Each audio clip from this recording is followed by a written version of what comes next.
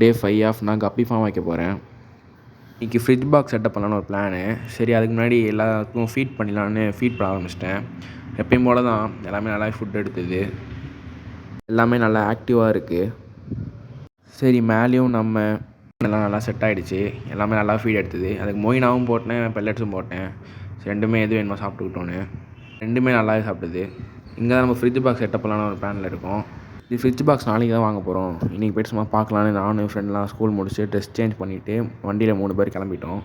நிறையா கடையை போய் பார்த்தோம், நாங்கள் கிடைக்கல. கடைசி ஒரு வீட்டில் இருந்துச்சு. சரி, அங்கேயும் போய்ட்டு பார்த்தோம். ஒன்று பெருசாக ஒன்று சின்னதாக இருந்துச்சு. நாளைக்கு தான் பார்க்கணும் எது வாங்க போகிறோன்னு. ஆக்சுவலாக நாங்கள் கேட் இல்லை, நாங்களாம் எகிரி குதிச்சிட்டோம். ஆனால் வரும்போது ஒருத்தன் மட்டும் குதி திறமிட்டு இருந்தான். அவனும் அப்படியே தட்டு மாதிரி வந்துட்டான். சரி, நைட் ஆக போது கிளம்பலான்னு சொல்லி கிளம்ப ஆரம்பிச்சிட்டோம்.